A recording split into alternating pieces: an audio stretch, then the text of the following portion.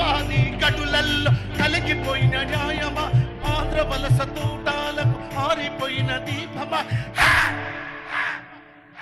మనం ఏమడిగిన లాస్ట్కు మా పాలన, ఏమడిగిన గద్దరన్నా మా పాలన, మా పాలన మాకేనని మండుతున్న గోళమా, అమరవీరుల స్వప్నమా, మండుతున్న గోళమా, అమరవీరుల స్వప్నమా, మండుతున్న గోళమా, అమరవీరుల స్వప్నమా, మండుతున్న గోళమా, అమరవీరుల స్వప్నమా, మండుతున్న గోళమా, అమరవీరుల స్వప్నమా, అమరవీరుల స్వప్నమా, అమరవీరుల స్వప్నమా, అమరవీరుల స్వప్నమా, అమరవీరుల స్వప్నమా, అమరవీరుల స్వప్నమా, అమరవీరుల స్వప్నమా, అమరవీరుల స్వప్నమా, అమరవీరుల స్వప్నమా. జోహార్ ప్రజాయుద్ధ నౌక గద్దరన్న. జోహార్ జోహార్. Thank you very much.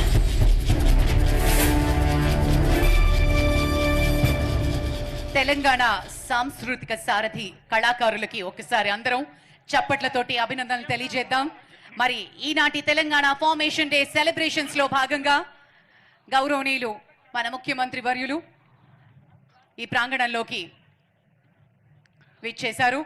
వారికి కూడా కళాకారులందరి తరఫు నుంచి స్వాగతం పలుకుతున్నాం. తెలంగాణ ఆవిర్భావ సాంస్కృతిక మహోత్సవాన్ని ప్రజలకు అంకితం చేస్తూ యావత్ తెలంగాణ ప్రజలు పండుగ చేసుకోవాలి గుండెల నిండా అని భావించిన మన గౌరవనీయులైన ముఖ్యమంత్రి వర్యులు రేవంత్ రెడ్డి గారు ఈ కార్యక్రమంలో పాల్గొనేందుకు వేంచేశారు. భాషా సాంస్కృతిక శాఖ రాష్ట్ర వ్యాప్తంగా ఇక్కడికి ఆహ్వానించిన కళాకారులు గుస్సాడి, గోండు, కొమ్ముకోయ, చిందు యక్షగానం, ఒగ్గుడోళ్ళు ఇలా ఎన్నో జానపద, గిరిజన, డక్కని కళారూపాల కళాకారుల్ని అభినందిస్తూ కదలి వస్తున్నారు ముఖ్యమంత్రి గారు.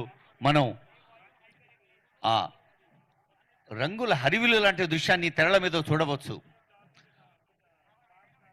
ముఖ్యమంత్రి గారికి స్వాగతం పలుకుతున్నారు డప్పులు, డోళ్ల విన్యాసం కళాకారులు.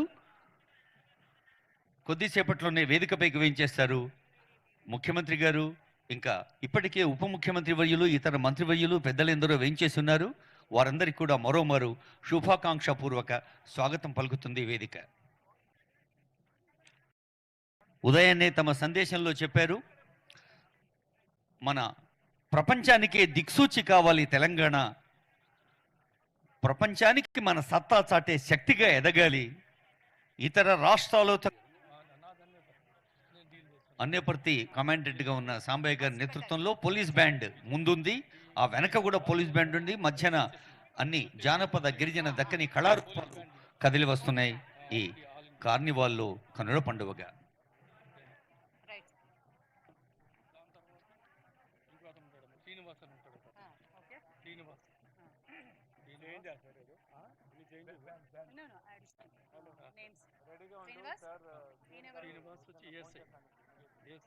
ఇతను అన్నేపర్తి 12th పెట్టాలి, 12th.